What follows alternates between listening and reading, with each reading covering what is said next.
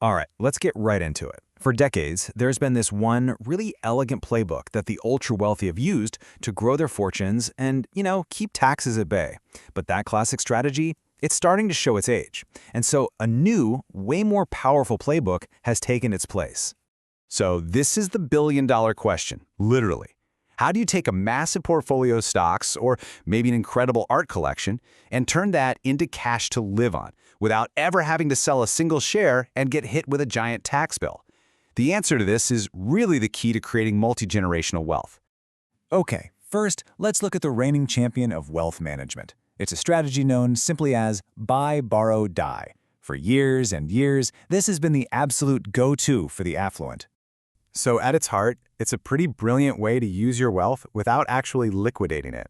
You get the cash you need, your assets keep growing in the background, and you neatly sidestep the tax man. Well, for a while anyway. Here's exactly how it works. Step 1 is simple. You buy assets you expect to go up in value. Stocks, real estate, you name it. Step 2, instead of selling, you borrow. You take out low-interest loans against those assets. It's kind of like using your art collection as your personal ATM without ever selling the paintings. And then step 3, you die. I know, sounds a little morbid, but here's the financial magic.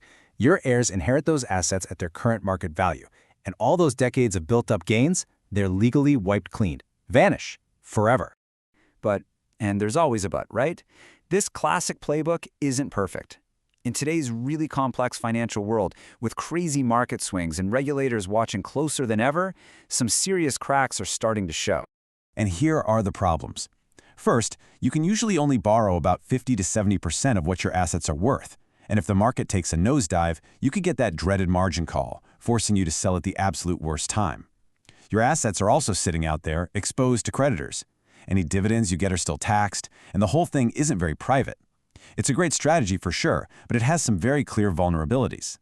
So, to fix these flaws, the ultra-wealthy found a serious power-up. It's called Private Placement Life Insurance, or PPLI. Now, try not to think of it like normal insurance. It's more like a financial greenhouse, a structure that creates the perfect tax-free environment for your investments to just grow. So how does this new approach build a better mousetrap? What exactly makes this tool so much more powerful than the classic one we just talked about? PPLI is basically a highly specialized insurance policy that acts as a container, or what the industry calls a wrapper, for your entire investment portfolio.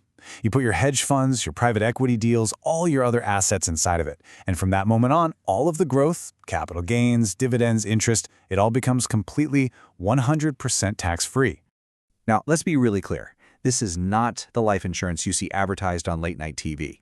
That stuff is for the general public, and it comes with high fees and very limited investment options. PPLI is exclusively for what are called accredited investors. We're talking people with a net worth of over $5 million. It has super low institutional-grade fees and what's called an open architecture, which means you can put almost any kind of sophisticated investment inside it.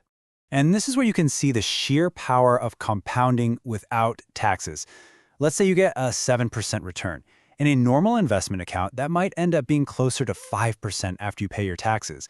But inside a PPLI, you keep almost that entire 7% year after year after year. Over a decade or two, that tiny difference isn't so tiny.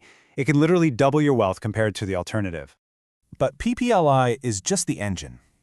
To make it truly secure, you have to place it inside a much larger architectural plan. This is the master plan, and it's known as Expanded Worldwide Planning, or EWP. So EWP isn't a product you buy off the shelf, it's a whole strategy. You can think of it as the blueprint for building a modern financial fortress, one that's specifically designed to stand up to all the pressures of a global, interconnected, and highly regulated world. And this fortress is built on 6 key pillars. It creates incredible privacy. It shields your assets from creditors. It gives you that tax-free growth we've been talking about. It makes succession planning a breeze. It handles all the complex global reporting rules for you, and it can even act as a more flexible substitute for a traditional trust. So now we've got the old way, buy, borrow, die, and the new way, which is EWP with PPLI. So let's put them head to head, a direct comparison to really see the difference. Let's start with a hypothetical $10 million portfolio, and we'll just assume it's growing at a steady 8% every year. And boom! The results are just stark. The blue bar, that's your portfolio using the traditional buy, borrow, die strategy. You can see how taxes on dividends and other income create a drag, slowing down the growth. Now look at the green bar. That's the same portfolio, but inside the EWSP and PPLI structure. By getting rid of that tax drag, the growth curve is just so much steeper. The difference over time is absolutely massive. Let's just break it down feature by feature. Tax on growth? BBD only defers it. EWP with PPLI eliminates it. Asset protection? BBD leaves your assets exposed. PPLI makes them pretty much creditor-proof. Borrowing power? You can borrow up to 95% of the value with no margin calls. And privacy? Well, it's a night and day difference. On every single key metric, the new way is the clear winner. So, what does this all mean for the future of wealth? This isn't just some minor adjustment we're seeing. It's a fundamental shift in strategy. So if there's one thing to take away, it's this. The most sophisticated wealth planning has moved beyond simply delaying taxes to eliminating them completely. It has evolved from a pretty good strategy that works in one country to a global fortress designed for a completely borderless world. And this is not some tiny, niche, theoretical idea. According to U.S. Senate investigations, there's already over $40 billion held in these PPLI structures by the ultra-wealthy. This is happening at a massive scale right now. Which really leaves us with a final big question. As these financial tools get more and more powerful, more and more complex, how does it change the whole game of legacy and inheritance, and what it even means to tax the rich in the 21st century?